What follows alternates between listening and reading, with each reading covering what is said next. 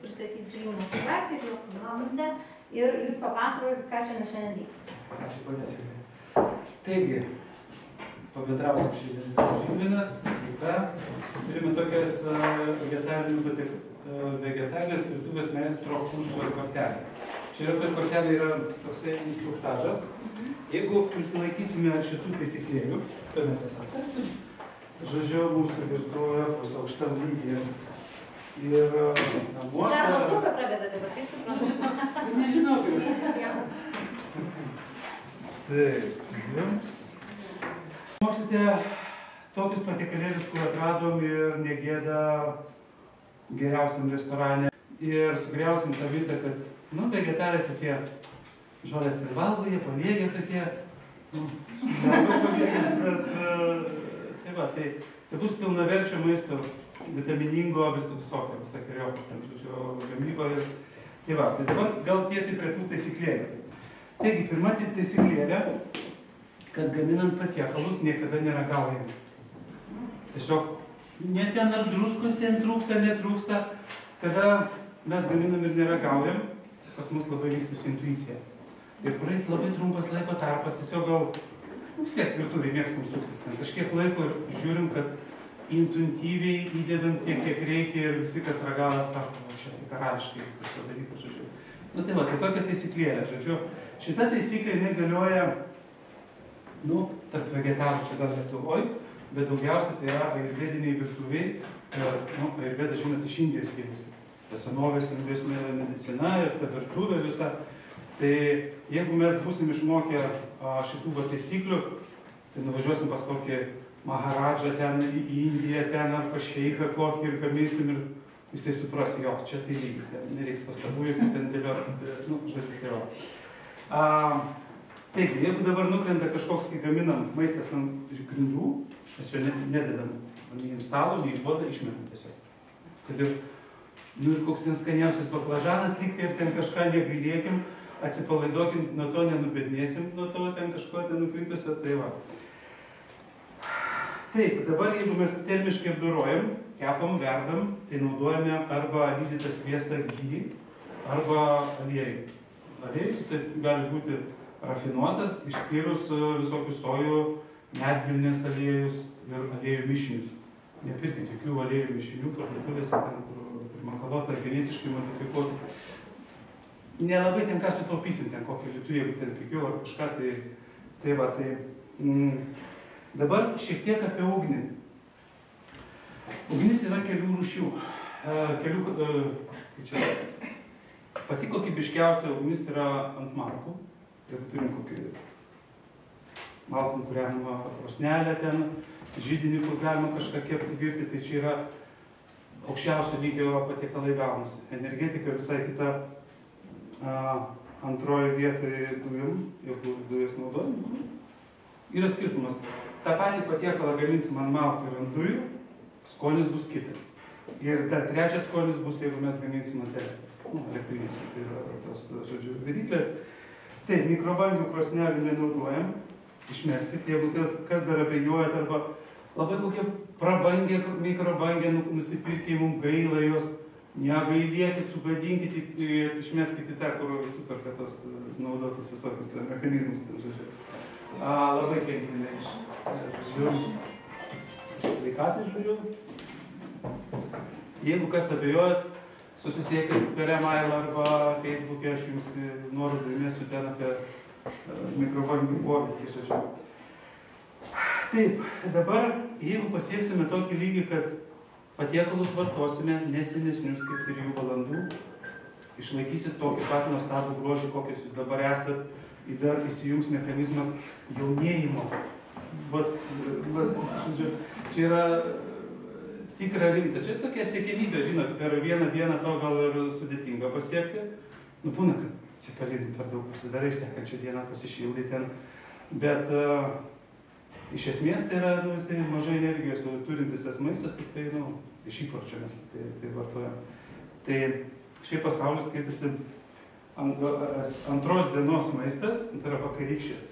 Tai jis yra, vargšams, bomžiukams jis atiduodamas, tai yra toks apie šviežią maistą. aliuminio indai nenaudojami. Iš vis, jeigu dar pas kažką yra puodai kažkokie, išmeskit, atsipalaiduokit ir aliuminis jis labai sudėtingai įsiveda iš organizmo.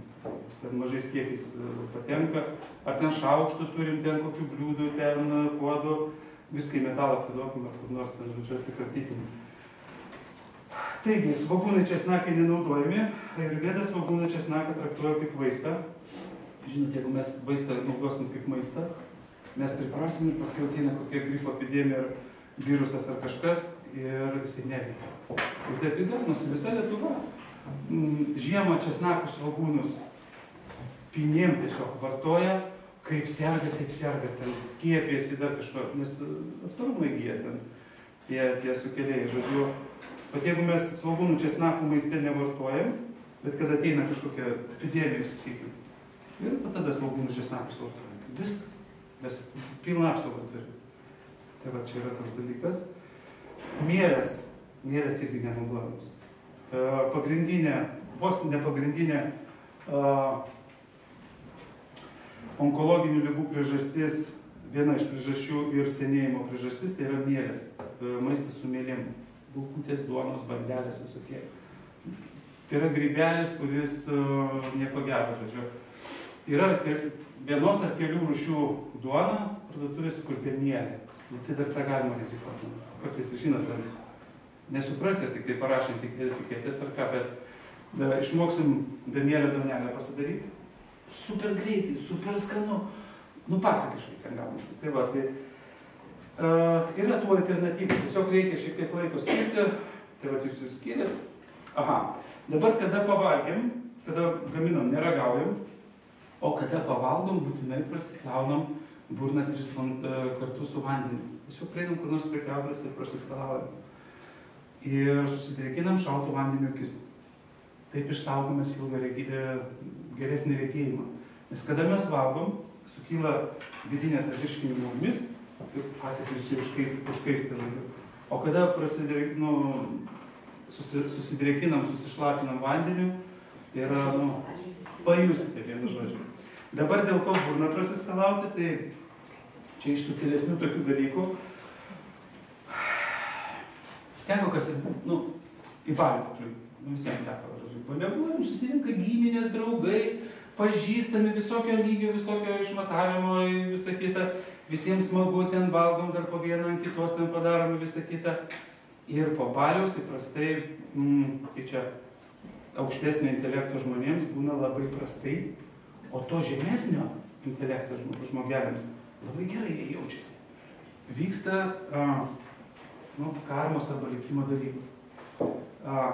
Praradėmės tas tradicijas, kad būtų padavėjas kažkoks, nesvarbu ar balius, ir nešioja patiekalus ir įdeda.